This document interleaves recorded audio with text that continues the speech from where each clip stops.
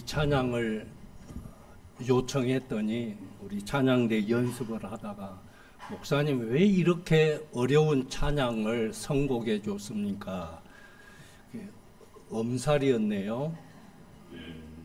오늘 너무 찬양을 잘해 주셔서 감사합니다. 몇 주 전에 저희 아버님 소천하시고 장례 치르는데 함께 더운 날씨에도 오셔서 위로해 주시고 함께 해 주심에 대해서 이 자리를 빌려서 감사의 말씀을 드립니다. 날씨가 너무 더워서 발인 예배까지만 하고 우리 교인들 하장장에 오셔서 하간 예배 드리는 것이 너무 부담스러워서 하간 예배는 생략하기로 그렇게 했습니다. 그럼에도 불구하고 하장장까지 휴가를 내시면서까지 오셔서 응구해 주신 분들에게 너무 감사의 말씀을 드립니다. 저희 아버님께서 25년 전에 상처를 하시고 25년 동안 혼자 사셨는데 올해 92세로 하나님의 부르심을 받았는데 우리 자녀들이 걱정한 문제가 뭐냐? 너무 잘 잡수시는 거예요. 뭐 먹고 싶다, 좀 해다 달라 하면 또 이렇게 잘 잡수시고 그래서 걱정했습니다. 야, 저거 100살까지 사시면 어떨까? 또 병원에 입원하시면 어떨까? 걱정을 했는데 갑자기 응급 상황이 발생이 되어서 구급차가 와서 후송을 했는데 그로 6시간 후에 운명을 하셨습니다. 병원에 하루도 입원하지 않고 또 그동안 사시면서 아무 질환 없이 그냥 몸이 쇠해서 기력이 다해서 기능을 발휘할 수 없어서 손을 쓸 수 없다. 그래서 병원비 안 내는 것만 해도 너무 감사하고 그런데 그 주간에 너무 날씨가 더워가지고 참 많이들 조문해 주신 분들이 힘드셨는데 그래도 우리 형제간이 8남매나 되다 보니까 참 좋은 것도 있지만 힘든 것도 있더라고요. 10분도 쉴 수가 없이 그냥 계속 손님들이 오셔서 방명록에 기록되신 분들이 562명이 방명록에 해주시고 그래서 또 틈틈이 이제 7남매가 다 나가는 교회가 다 다르니까 오는 교회마다 그냥 예배를 드리니까 참 그것도 한면으로는 힘들지만 그래도 또 치르고 보니까 너무 감사했습니다. 제가 오늘 이 본문의 말씀을 선택하면서 그 이전에 몇 달 전, 그러니까 작년 가을에 제가 교통사고가 크게 났습니다. 제가 다친 게 아니고 차가 망가진 게 아니고 그런데 그때가 주일날 우리 교회 제가 그날 설교하는 날입니다. 그런데 그때 우리 집사람은 미국에 출타해 있어서 제가 유리를 케어를 해야 되는데 주일날 데리고 올 수도 없고 그런데 금요일날 저녁에 냉장고가 고장이 나버렸습니다.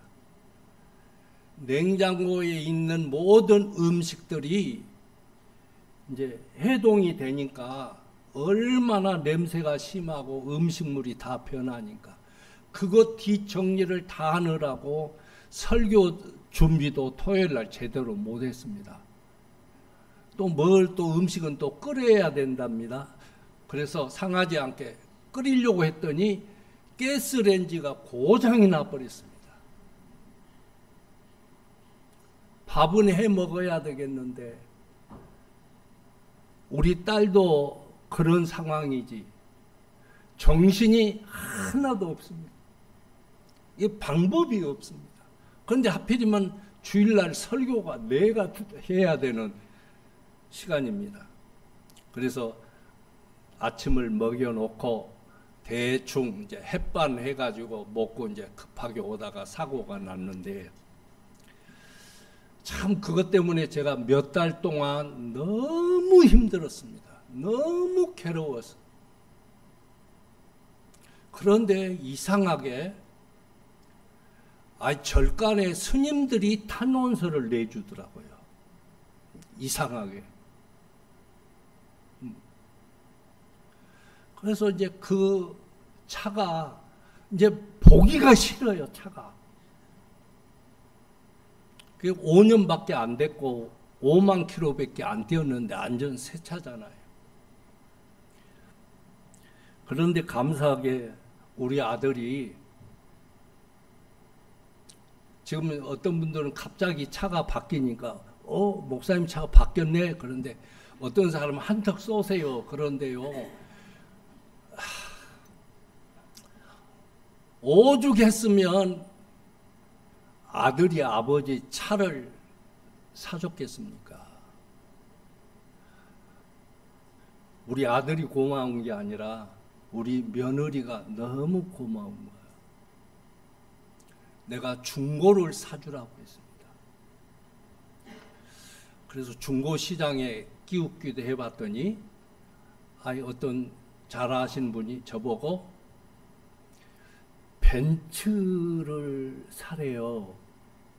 야, 그거 비싼데? 그랬더니 아니야, 안 비싸. 중고는 1,500 내고 매월 30만 원씩 5년 동안 내면 돼. 아이고, 나 벤츠가 그렇게 싼 줄 몰랐어요. 중고입니다.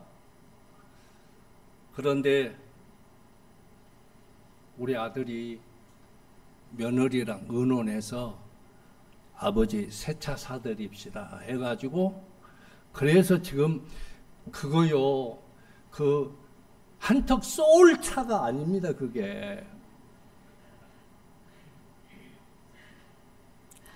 정말 몇 달 동안 너무 힘들었습니다.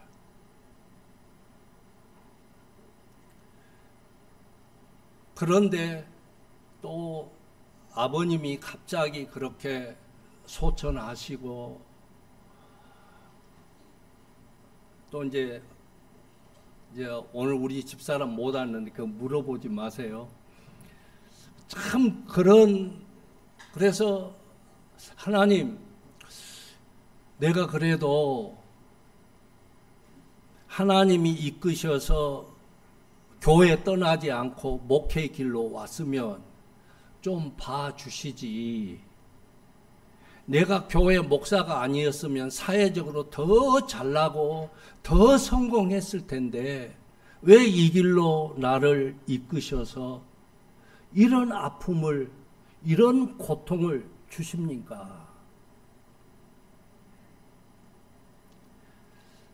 그러면서 이 시편을 읽는 와중에 이 88편을 읽으면서 이 88편과 짝을 같이 하는 것이 뭔가 했더니 시편 77편이더라고요. 이 두 개를 비교해 보면서 제가 이 본문을 가지고 말씀을 연구를 했습니다.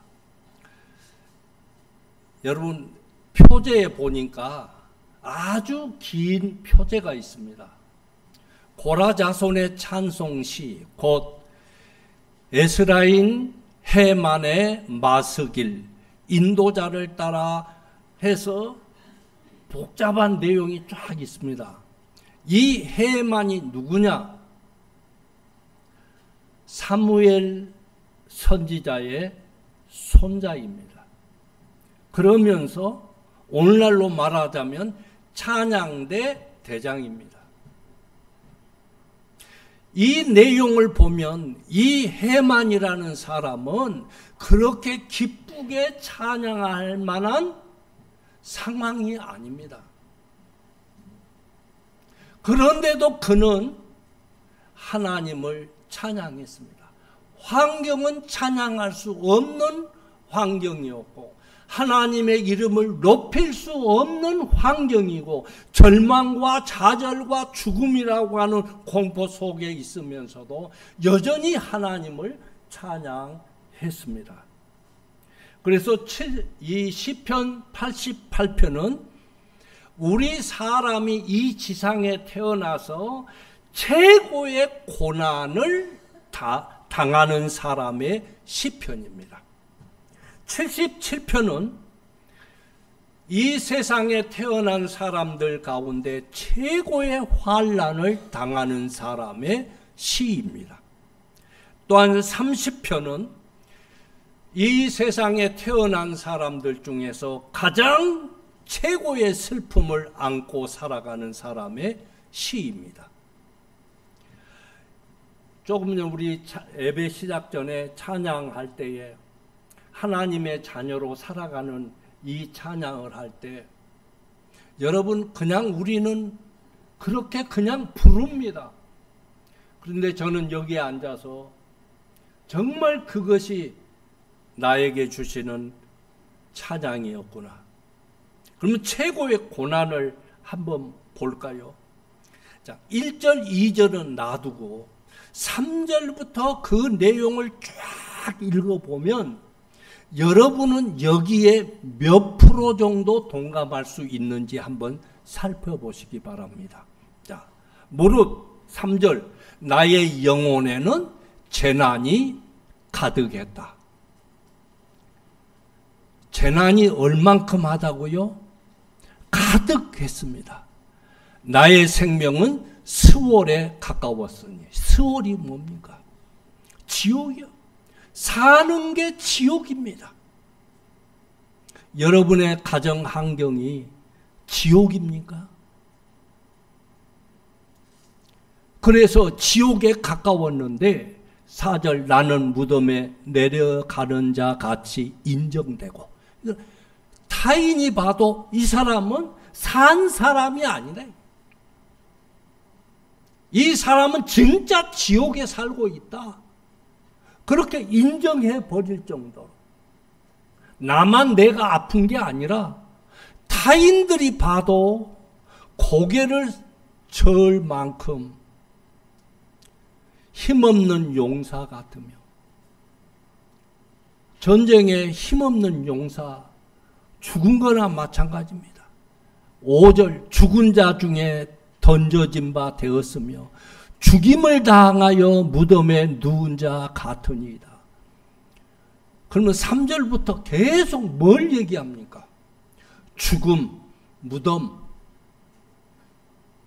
뭐 죽는 것밖에 없고 지옥밖에 없는 이런 상황. 주께서 그들을 다시 기억하지 아니하시니 그들은 주의 손에서 끊어진 자니이다. 영적으로도 내가 느끼기도 타인이 느끼기도 이 사람은 하나님이 버렸어. 여러분 그런 상황이라면 여러분은 어떻게 대처하시겠습니까? 나도 내가 느끼기를 하나님은 나를 안 도와주셔.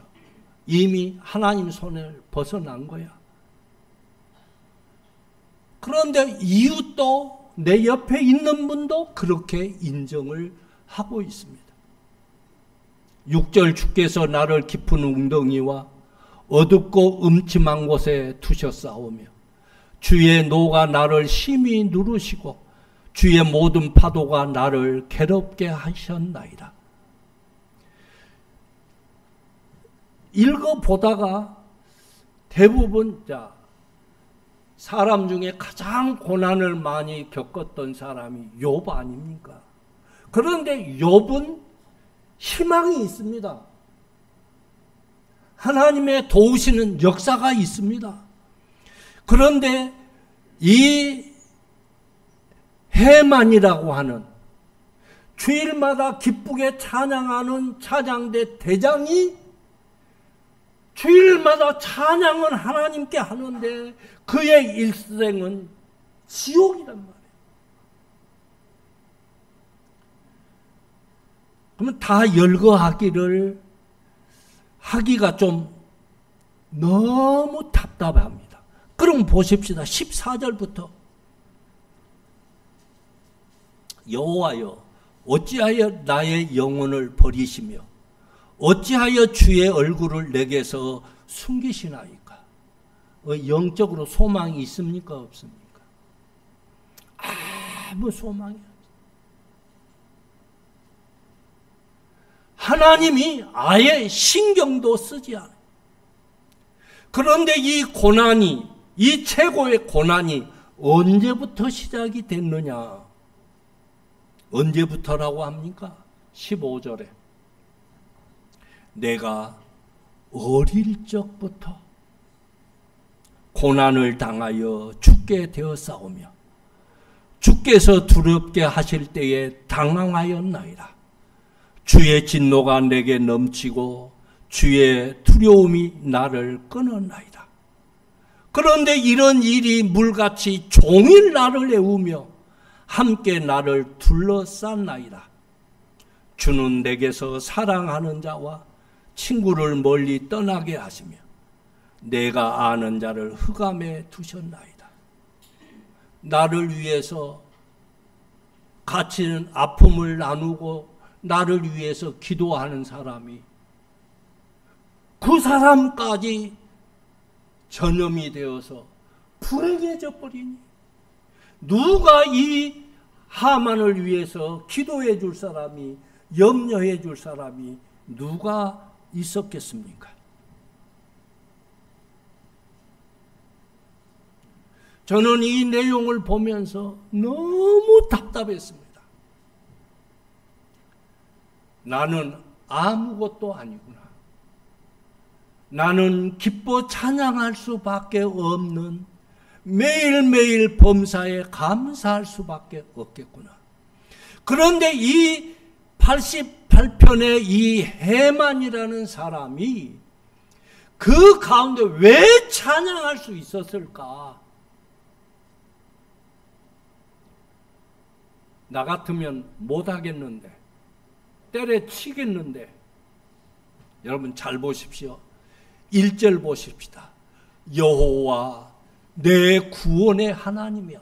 한탄하기 전에, 내 쓰라린 아픔을 말하기 전에 하나님은 내 구원의 하나님이십니다. 아무리 빛이 없고 소망이 없어도 여호와 내 구원의 하나님이여, 내가 주야로 주 앞에서 부르짖어 싸우니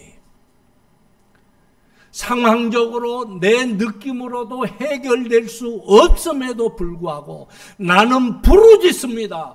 왜? 하나님은 나의 구원자이시기 때문입니다. 2절에서도 나의 기도가 주 앞에 이르게 하시며 나의 부르짖음에 주의 귀를 기울여 주소서. 그래도 하나님은 모든 상황을 펼쳐볼 때 나를 버리신 것처럼, 100% 버린 것처럼 느껴지지만 그래도 하나님은 나의 구원자이십니다. 그래서 내가 부르짖습니다. 여러분, 하나님 좋은 직장 주십시오.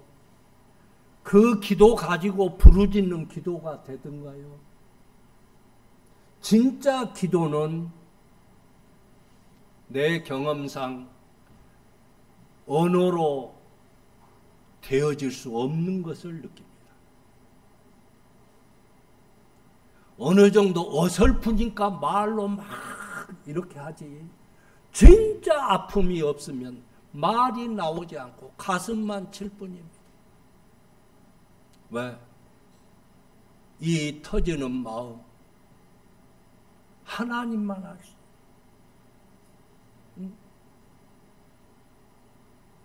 여러분, 우리 가운데는 입으로는 줄줄줄 구사하지 못하지만 마음속을 치면서 그 아픔을 안고 피를 토하는 심정으로 기도하는 영혼이 있음을 잊지 말아야 합니다. 어떻게 말하면 내 입술로 술술 아뢰는 기도가 정말 하나님 보좌에 상달될 수 있는 기도일까? 정말 우리는 부르짖음의 기도를 얼만큼 해보았습니까? 그런데 이 기자가 왜 내 구원의 하나님이여 라고 했을까? 지금 이 상황은 어두움의 상황입니다.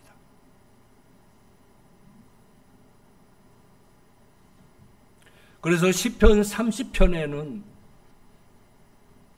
최고의 슬픔을 당한 이가 저녁에는 울음이, 아침에는 기쁨이.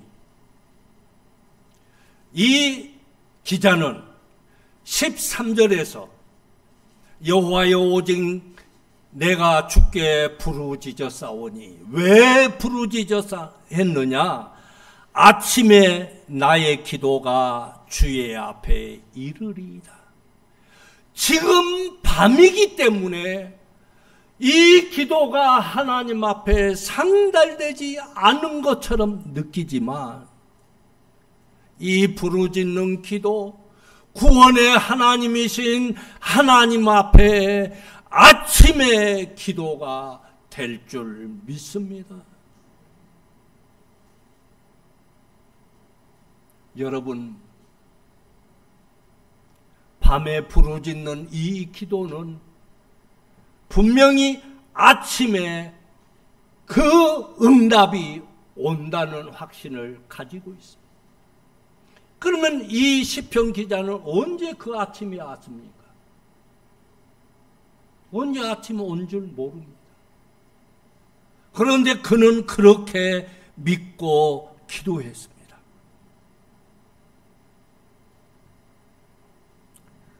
밤의 일과 아침의 일이 있는데 우리는 밤이라도 아침의 기도가 필요합니다. 77편 가운데 최고의 환난을 얘기하는데 11절과 14절을 한번 보십시다. 77편 11절 곧 여호와의 일들을 기억하며 주께서 옛적에 행하신 기이한 일을 기억하리이다. 지금 이 시편 기자가 나는 지금 어둠입니다. 밤입니다. 나는 아직까지 하나님의 기이한 기적의 역사를 경험하지 못했습니다. 그런데 옛적에 행하신 기이한 일을 기억하리이다.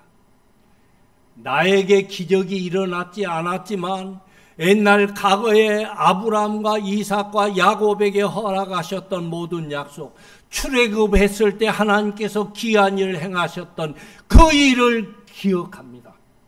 14절 주는 기이한 일을 행하신 하나님이시라. 하나님은 기이한 일, 우리가 형용할 수 없는 일을 행하신 하나님이시다. 어두움 가운데 부르짖는 기도를 들으신 하나님은 나의 기도가 아침 기도가 되게 하시는 하나님이시다. 왜? 나는 경험하지 못했는데 하나님의 말씀을 보니까 이제까지 하나님을 의뢰했던 모든 사람들에게 행하셨던 하나님의 역사가 기이하더라. 그러니 이런 기이한 역사가 나에게도 있을 줄 믿습니다. 그러므로 나는 아침에 기도를 드립니다. 분명히 이 기도는 지금 씁쓸하고 눈물 나고 피눈물 나고 괴롭지만 분명히 아침이 옵니다. 오늘 찬양한 것처럼 때가 있습니다. 우리는 내 때를 정해놓았습니다. 하나님의 역사의 때는 내 때가 아니라 하나님의 때입니다. 그거를 인정하는 것이 믿음입니다. 우리는 나는 내 때에 이렇게 하리라. 근데 하나님께서 비우셔. 그래, 해봐. 여러분, 지금 아픔이 있습니까? 여러분, 하나님은 아무에게나 아픔 주지 않습니다.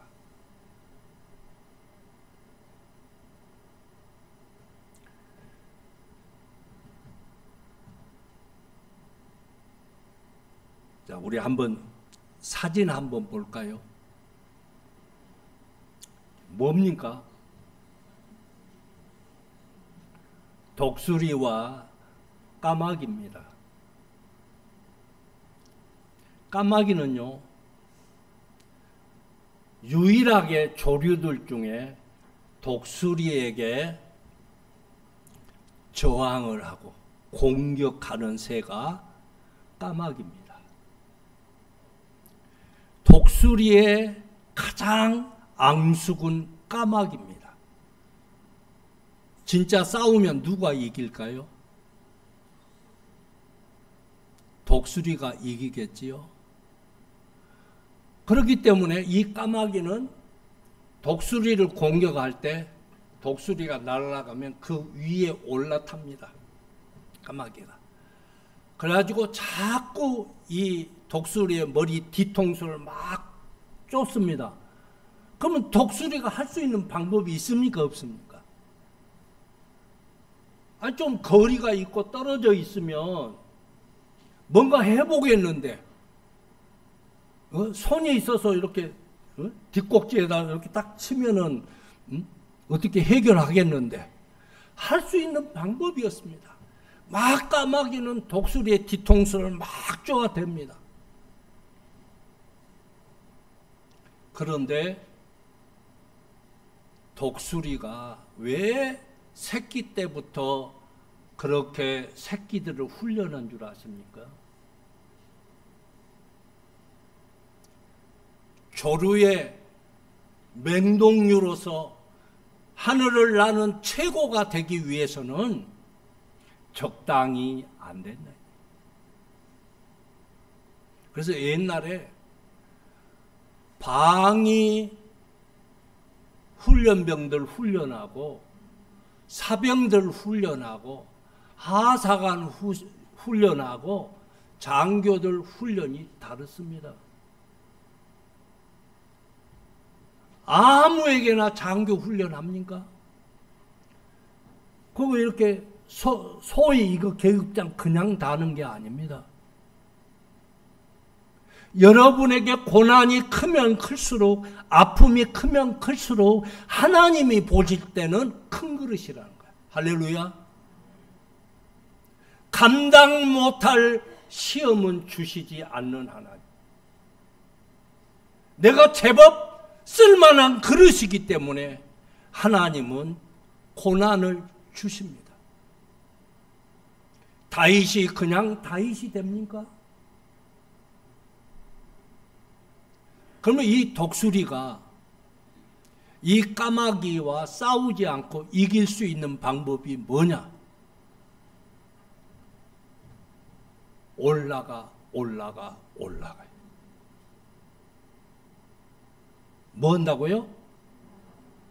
그래서 우리가 찬양할 때 찬송가에 뭐가 있습니까? 독수리 같이 올라가. 여러분 그거 알고 불렀어요? 모르고 불렀어요?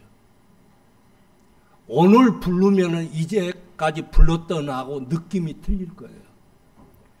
그러면 이 공기가, 산소가 올라가면 올라갈수록 어떻게 해요? 희박하기 때문에 호흡하기가 어렵습니다. 그러니까 까마귀가 나중에 독수리 뒷꼭지 이렇게 쪼쓰다가 지가 힘들어서 떨어져 나갑니다. 여러분, 우리는 까마귀가 아닙니다. 까마귀는 여러분에게 닥친 아픔이고 슬픔이고 괴로움이 있어요. 그거 그냥 다 알고 있어요. 그냥. 그러나 주를 향해서 아침 기도로 부르짖고 올라가면, 어느 경지에 올라가면 그 까마귀는 떨어집니다. 시편 30편 5절에 주의 노염은 잠깐이요 그의 은총은 평생이로다. 저녁에는 울음이 깃들지라도 아침에는 기쁨이 오리로다. 분명히 아침이 옵니다. 우리는 저녁 기도보다 아침 기도가 더 중요합니다. 고난이 크면 클수록 하나님의 귀한 일들이 크고 형용할 수 없을 만큼 큰 하나님의 역사가 있습니다. 독수리가 까마귀의 괴롭힘은 독수리에게 그 까마귀의 공격은 나로 하여금 더 높게, 그 이상 높게 까마귀가 근접할 수 없는 곳까지 올라가게 하기 위한 하나님의 역사인 줄 믿으시기 바랍니다. 우리 한 구절만 보겠습니다. 시편 119편 75절. 이것이 결론일 수도 있습니다. 시편 119편 75절. 우리 다 같이 읽겠습니다. 시작. 여호와여, 내가 알거니와 주의 심판은 의로우시고 주께서 나를 괴롭게 하심은 성실하신 때문이다. 아멘. 주께서 나를 괴롭게 하심은 뭐라고요? 누구의 성실하심? 하나님의 성실하심. 여러분에게 닥친 아픔과 괴로움은 하나님이 성실하셔서, 그건 뭐냐? 다른 놈한테 주면 안 될 것 같으니까 나에게 주셨다. 효도도 아무나 하는 게 아닙니다. 저는 이번에 장례를 치르면서 우리 김성훈 장로님하고 윤순자 권사님을 생각했어요. 내년에 효도상 줘야 될 것 같아요. 전에 우리 이명 집사님네도 했지만 노인네들 모시고 사는 게 그게요 보통 어려운 게 아닙니다. 힘들어요.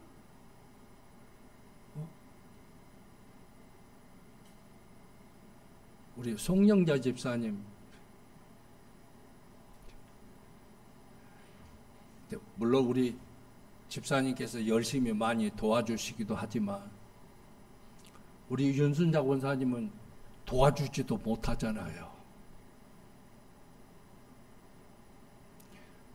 그런데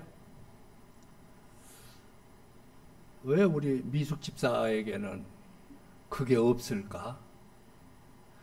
그런 아픔을 주면 이거 제명에 못 사는 거야. 그러니까 미숙이는 안 돼. 해가지고 저기다 딱 갖다 줬어. 그게 뭐냐? 하나님의 성실이 뭐예요?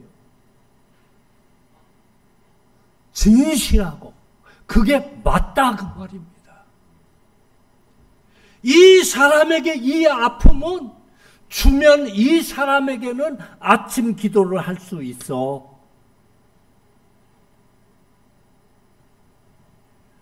하나님은 신실하신 하나님이십니다. 하나님 한 번도 나를 실망시킨 적 없으시고 언제나 공평과 은혜로 나를 지키셨네. 오 신실하신 주, 오 신실하신 주, 내 너를 떠나지도 않으리라. 내 너를 버리지도 않으리라. 약속하셨던 주님, 그 약속을 지키사 이후로도 영원토록 나를 지키시리라 확신하네. 우리 한번 다 같이 이 찬양하고 마치겠습니다.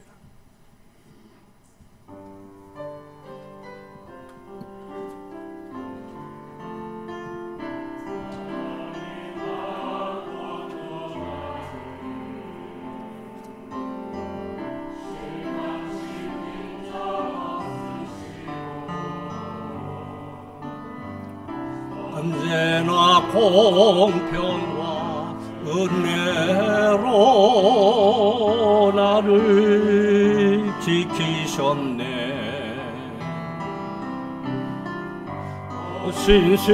신실하신 주, 오 신실하신 주, 내 너를 떠나지도 않으리라. 내 너를 버리지도 않으리라. 약속하셨던 주님, 그 약속을 지키사 이후로도 영원토록 나를 지키시리라 확신하. 지나온 모든 세월들, 지나온 모든 세월들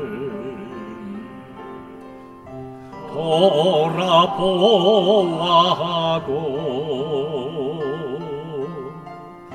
그 어느 것 하나 주의 손길 안 미친 것 전혀 없네. 아멘.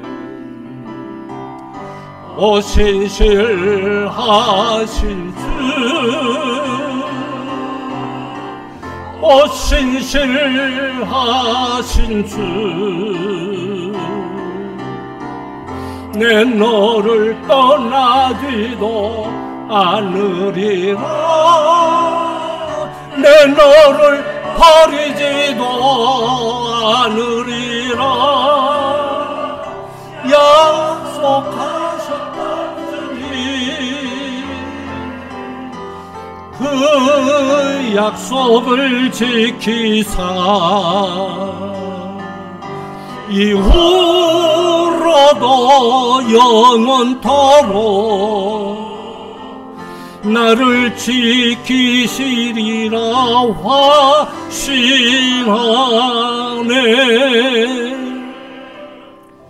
신실하신 하나님 아버지, 내 상황은 신실하지 못한 어두운 밤이지만 신실하신 하나님께서 밤에 부르짖는 우리의 기도를 아침 기도로 받으실 줄 믿습니다. 내 때가 아닌 아버지 때에 아침의 기도를 응답하실 줄 믿습니다. 어두운 가운데 아침을 기다리며 아침의 기도 응답되기를 소원합니다. 믿음대로 되게 하옵소서. 예수님의 이름으로 기도하옵나이다. 아멘.